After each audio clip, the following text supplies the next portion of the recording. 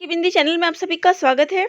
तो दोस्तों, आज मैं आप सभी को यूपीएचएससी असिस्टेंट प्रोफेसर इकाई 7 हिंदी आलोचना के पारिभाषिक शब्द से कुछ और पारिभाषिक शब्दों की परिभाषा लेके आई हूँ। तो सबसे पहले हम चर्चा करेंगे आनंद की साधना अवस्था और सिद्धावस्था का।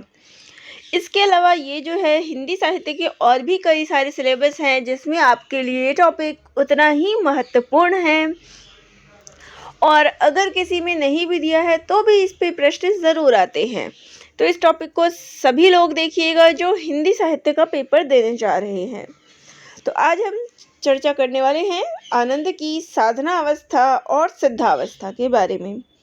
तो सबसे पहले बात बता दूं तो ये जो परिभाषा है किसके द्वारा दी गई है, तो ये आचार्य रामचंद्र शुक्ल जी के द्वारा दी गई है। अब बात करते हैं साधना अवस्था का अर्थ क्या है। तो देखिए, साधना अवस्था यानी प्रयत्न पक्ष को लेकर चलने वाले, यानी कि जिस चीज़ के लिए प्रयत्न करते रहते हैं, कोशिश करते रहते हैं, उस चीज़ को लेकर चलने वाले को साधना अवस्था कहते हैं, जिस चीज़ में व्यक्ति प्रयत्न करके चलता है। दूसरा है सिद्धावस्था, भोग पक्ष को लेकर चलने वाले। तो शुक्ल जी के अनुसार कविता में निहित मूल्य लोक मंगल है और यही लोक मंगल की साधना अवस्था है। तो कविता में जो भाव रहते हैं, कवि के द्वारा जो चीज़ें बताई जाती हैं, तो यहाँ अगर मैं बात करूँ कि शुक्ल जी कहना चाहते हैं कि जो काव्य रचना कवि रचता है उसका मूल उद्देश्य क्या है, लोक मंगल, और यही लोक मंगल की साधना अवस्था है। इसी को उन्होंने साधना अवस्था कहा है। आनंद की साधना अवस्था को शुक्ल ने कवि के सौंदर्य, लोक निर्माण में सक्षम रचनात्मक शुभ मूल्यों की पराकाष्ठा, 72 मानवीय मान्यताओं की अभिव्यक्ति तथा लोक हितैषिता की दृष्टि से नैतिक एवं आदर्शपरक जो है मूल्य है, उनको ही उन्होंने केंद्र में रखा है। करुणा और प्रेम ही आधार रूपों में हितों की व्याख्या करते हैं। तो इसके अंतर्गत उन्होंने करुणा और प्रेम को जो है महत्वपूर्ण स्थान दिया है, जो लोगों के हित के बारे में सोचते हैं, जिनकी विशद रचना से रचनाकार और समाज का चित्त दोनों आत्मीय हो जाते हैं। इसे ही आनंद की सिद्धा अवस्था कहते हैं। तो यहाँ पे देख सकते हैं आप, आनंद की सिद्धा अवस्था किसे कहा है, जिसमें करुणा और प्रेम जब एक साथ हो जाते हैं और दूसरे हितों की बात करते हैं, तो इसी को हम आनंद की सिद्धावस्था कहते हैं। तुलसी और जायसी इस दृष्टि में महत्वपूर्ण स्थान जो है रखते हैं। आनंद की साधना अवस्था को लेकर चलने वाले, अब यहाँ पे कुछ काव्यों के नाम हैं जिसमें आनंद की साधना अवस्था को लेकर चलते हैं। रामायण, महाभारत, रघुवंश, शिशुपाल वध, रामचरितमानस, पद्मावत, पृथ्वीराज रासो और छत्रप्रकाश। तो ये सारे जो हैं आनंद की साधना अवस्था को लेकर चलने वाले काव्य हैं। वहीं पे सिद्धावस्था को लेकर चलने वाले काव्य हैं आर्य सप्तशती, गाथा सप्तशती, अमरूख शतक, गीत गोविंद, सुर सागर, बिहारी सतसई, रास पंचाध्यायी। तो चलिए, ये तो आपके हो गए अब कि कौन कौन से काव्यों में इनका वर्णन हुआ है। चलिए फिर बात करते हैं आनंद की साधना अवस्था की। तो लोक में फैली दुख की छाया को हटाने में, यहाँ बम तो नहीं होना चाहिए था, कि आनंद कला जो शक्ति रूप में धारण करती है, उसकी भीषणता में भी अद्भुत मनोहरता, कटुता में भी अपूर्व मधुरता, प्रचंडता में भी गहरी आर्द्रता साथ लगी रहती है। यानी कि जो लोक में दुख की छाया को हटाने के लिए क्या किया जाता है, आनंद का रूप जो है धारण किया जाता है, आनंद को फैलाया जाता है, और जिसके माध्यम से भीषणता में भी मनोहरता का अनुभव होता है, कटुता में भी जो है अपूर्व मधुरता का अनुभव होता है। तो ये जब अवस्था आ जाती है कि आप दुख में भी सुख का अनुभव करते हैं, तो इसे ही आनंद की साधना अवस्था कहते हैं। करुणा लोक मंगल की साधना अवस्था को लेकर चलने वाला काव्य है। तो यहाँ आपके ये चीज़ ध्यान में रखनी है कि करुणा जो है लोक मंगल की साधना अवस्था को लेकर चलने वाला काव्य है। प्रश्न इस पे आ सकता है। साधना अवस्था का काव्य प्रयत्न और संघर्ष का है। तो जो इस क्षेत्र में साधना अवस्था में काव्य रचे जाएंगे वो प्रयत्न और संघर्ष के होंगे, इसलिए इसकी सफलता और विफलता दोनों में ही सौंदर्य है। साधना अवस्था को ग्रहण करने वाले कवियों ने शुक्ल पूर्ण गति मानते हैं, क्योंकि उनका मन उपभोग पक्ष अर्थात सिद्धावस्था की ओर नहीं जाता।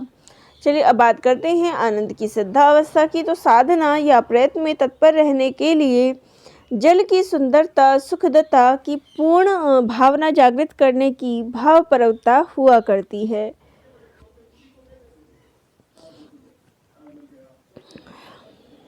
तो इसमें उन्होंने भाव की बात जो है कही है। साध्य आनंद की प्रचुरता तथा उस आनंद के विषय की सुंदरता या सुखदता हमारे मन में जितना ही घर करेगी, उतना ही अधिक तन्मयता के साथ हम उस आनंद तथा उसके विषय तक पहुंचाने वाले साधन में प्रवृत्त होंगे। देखिए इसका सिद्धावस्था क्या है, भोग पक्ष में, यानी उस चीज़ का भोग करने वाले अनुभव, उसको हमने स्वयं भोगा हो, किया हो, तभी उसका आनंद कर सकते हैं। तो आनंद की सिद्धावस्था में इसी को लिया है। प्रेम सिद्धावस्था को लेकर चलने वाला काव्य बीज भाव है। तो देखिए ये दोनों चीज़ आप ध्यान में रखिएगा।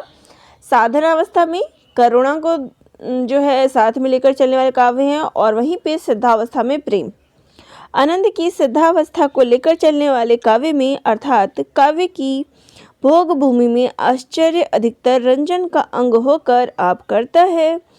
विभाव पक्ष में असामान्य शोभा, दीप्ति, प्रफुल्लता, कोमलता, सौकुमार आदि के द्वारा अद्भुत या लौकिक रंजन की योजना जो है की जाती है। तो मुख्य जो यहाँ बात आ जाती है, तो देखिए आनंद की सिद्धावस्था या उपभोग पक्ष का प्रदर्शन करने वाली काव्य भूमि दीप्ति, माधुर्य और कोमलता की भूमि है, और इसका जो बीज भाव है वो है प्रेम। काव्य की इस भोग भूमि में दुखात्मक भावों को बेधड़क चले जाने की इजाजत नहीं है। तो सिद्धावस्था शांति सुख की अवस्था लेकर चलने वाले कवियों को ही प्रेम बीज भाव मानना ठीक है, आनंद की साधना अवस्था लेकर चलने वालों को नहीं। तो इसमें जो है कवि अपने प्रेम को लेकर जो है इसमें चल सकता है, इसकी बात की गई है।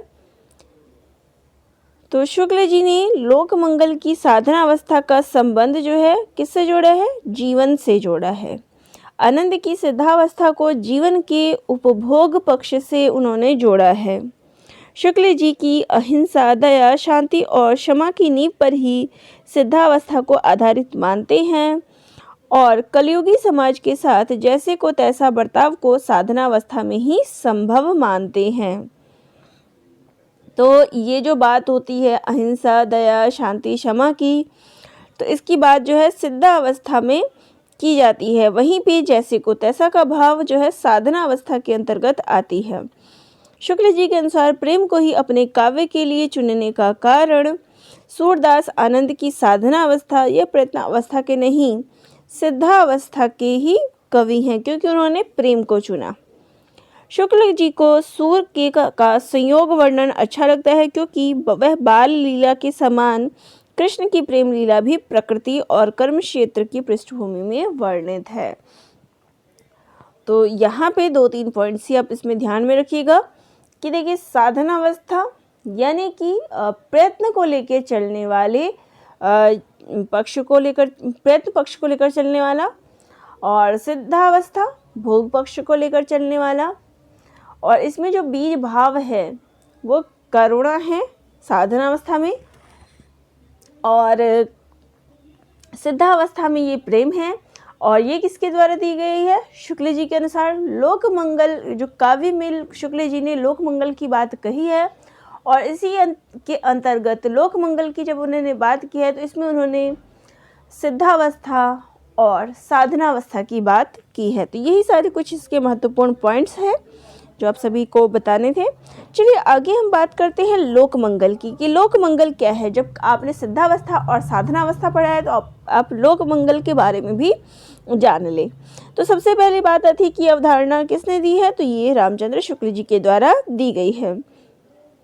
और किस पुस्तक में दी गई है, तो चिंतामणि उनके द्वारा लिखित पुस्तक चिंतामणि में दी गई है। अब यह लोक से क्या तात्पर्य है, तो लोक से तात्पर्य लोक, समाज, मानव जाति, स्थान, क्षेत्र आदि से है। वहीं मंगल से तात्पर्य जो है कल्याण से है। लोक शब्द का प्रयोग कहीं जगत, कहीं समाज, तो कहीं मानव जाति के लिए, तो कहीं संपूर्ण मानवता के लिए किया जाता है। आचार्य रामचंद्र शुक्ल जी के अनुसार मंगल की स्थापना, मंगल के है कल्याण यानी क्षमा, दया द्वारा ही केवल संभव नहीं, क्योंकि दुष्ट और क्रूर हृदय के लोग हमेशा इनको उत्पीड़ित करने में लगे रहते हैं। देखिए, उन्होंने मंगल की बात तो की है, कल्याण की बात की है, लेकिन इसका उन्होंने ये नहीं तोड़ बताया है कि क्षमा ही कर देना जो है लोक मंगल है, क्योंकि कई बार दुष्ट जो है दुष्टता दिखाते हैं और वो हमेशा जो है लोगों को पीड़ित करते हैं। ऐसे में उनके साथ बार बार क्षमा करने से नहीं बनता। इस समस्या के समाधान के लिए उन्होंने जो है संतुलन बनाने की बात कही है, और संतुलन बनाने के लिए आवश्यक है कि उसमें लोक मंगल की भावना जागृत हो। तो लोक मंगल शब्द परंपरा प्राप्त है। श्रीमद् भागवत गीता में कहा गया है, श्री कृष्ण का अवतार लोक के मंगल, क्षेम व अभ्युदय के लिए हुआ है। मंगलाय च लोक नाम, क्षेमाय च भवाय च। तो इस आधार पर तुलसीदास ने भी रामचरितमानस में वशिष्ठ मुनि के मुख से यह कहलवाया है कि राम जन्म जग मंगल के लिए हुआ है। राम जन्म जग मंगल हेतु, कि राम का जन्म तो मंगल करने के लिए ही हुआ है। तो रामचरितमानस में तो आदि से लेकर अंत तक जो है मंगल शब्द की व्याप्ति है। तो इस शब्द से ऐसा प्रयुक्त होता लगता है कि लोक मंगल शब्द का आधार ही क्या है, रामचरितमानस है। लोक मंगल शब्द शुक्ल जी ने समाज दर्शन व काव्य दर्शन का केंद्र बिंदु है। तो ये लोक मंगल क्या है, शब्द और समाज का केंद्र, काव्य और समाज का जो है केंद्र बिंदु है। यह शब्द उनके द्वारा परिभाषित लोक संग्रह व लोक धर्म से कहीं अधिक व्यापक अर्थ रखता है। और लोक के साथ जब मंगल शब्द जुड़ जाता है तो वह मनुष्य जाति के साथ साथ भूमंडल के सभी प्राणी, तो यानी कि लोक के साथ अगर मंगल शब्द जुड़ जाए तो इसका अर्थ समस्त प्राणी जगत से भी होता है। आचार्य रामचंद्र शुक्ल ने लोक मंगल की साधना को काफी की श्रेष्ठता के प्रतिमान के रूप में प्रतिष्ठित किया है। उनके अनुसार लोक में मंगल के विधान को उन्होंने दो भाव बताए हैं, करुणा और प्रेम। शुक्ल जी की मान्यता है कि करुणा और प्रेम की लक्ष्य सिद्धि में सहायक होकर क्रोध, भय, घृणा के भाव भी सुंदर लगते हैं। तो करुणा की बात अगर की जाए तो करुणा और प्रेम भी सहायक सिद्ध हो जाते हैं। तो उदाहरण के लिए कि रामायण में रावण के प्रति राम का क्रोध सुंदर प्रतीत होता है, यानी कि कभी कभी जो क्रोध का भाव है वो हमेशा बुरा नहीं होता, कभी कभी वो सुंदर भी प्रतीत होता है, क्योंकि यह करुणा और लोक रक्षा की भावना से प्रेरित होकर कार्य कर रहा है। रावण की मृत्यु के बाद दुख की छाया हट जाती है और राम राज्य की स्थापना होती है। तो ये हर जगह जो क्रोध है वो बुरा नहीं होता। जहाँ पे करुणा और प्रेम की बात की जाती है कि किसी अच्छे काम के लिए जब क्रोध, भय, घृणा के भाव जागृत होते हैं तो वहाँ लोक मंगल की जो भावना होती है वो और सुंदर प्रतीत होती है, क्योंकि यहाँ लोक मंगल की भावना जो है छिपी है। अगर राम ने रावण को मारा तो इसके पीछे एक सुंदर उद्देश्य जो है तो इस वजह से कहीं कहीं हमेशा इस चीज़ को हम बुरा नहीं कह सकते। तो लोक मंगल संबंध में आचार्य रामचंद्र शुक्ल जी का कथन है, लोक की पीड़ा, बाधा, अन्याय, अत्याचार के बीच दबी हुई आनंद ज्योति भीषण शक्ति में परिणित होकर अपना मार्ग जो है निकालती है और फिर लोक मंगल और लोक रंजक के रूप में अपना प्रकाश करती है। तो ये रामचंद्र शुक्ल जी का कथन है लोक मंगल के संबंध में।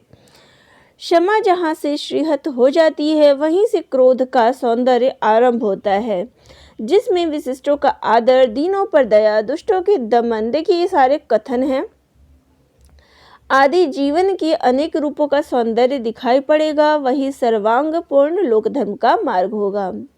अगला कथन है भीषणता और सरसता, कोमलता और कठोरता, कटुता और मधुरता, प्रचंडता और मृदुता का सामंजस्य ही लोक धर्म का सौंदर्य है। मनुष्य लोकबद्ध प्राणी है, उसका अपनी सत्ता का ज्ञान तक लोकबद्ध है। लोक के भीतर ही कविता क्या किसी कला का प्रयोजन और विकास होता है। एक ही अनुभूति को दूसरों के हृदय तक पहुंचाना यही कला का लक्ष्य होता है। तो ये सारे कथन हैं। सच्चा कवि वही है जिसे लोक हृदय की पहचान हो, जो अनेक विशेषताओं विचित्रताओं के बीच मनुष्य जाति के सामान्य हृदय को देख सके। इसे लोक हृदय में लीन होने की दशा का नाम ही रस दशा शुक्ल जी ने कहा है। तो ये सारे उनके कथन हैं। तो यहाँ देखिए आप लोकमंगल को एक शॉर्ट तरीके से समझ सकते हैं। लोकमंगल, तो लोक से तात्पर्य जो है लोग, समाज और व्यक्ति से है, वहीं मंगल से कल्याण से है। लोक मंगल कैसे आएगा? तो देखिए अच्छा बुरा, क्षमा, दुष्ट, दया, क्रूरता, जब इन सब के बीच सामंजस्य होगा, यानी अच्छे और बुरे व्यक्ति के बीच, क्षमा और दुष्टता के बीच, दया और क्रूरता के बीच जब तालमेल जो है सही बैठेगा, सामंजस्य होगा, तब लोक मंगल की जो है स्थापना हो जाएगी। तो यहाँ पे मुख्य चीज़ यही है, इस ट्रिक को ज़रूर याद रखिएगा। तो चलिए आज का विषय मैं यहीं पे ख़त्म करती हूँ। बाकी के टॉपिक मैं आपको कल के वीडियो में बता दूँगी। आगे कोई भी टॉपिक पे आपको समस्या हो तो कमेंट करके ज़रूर बताइएगा। धन्यवाद।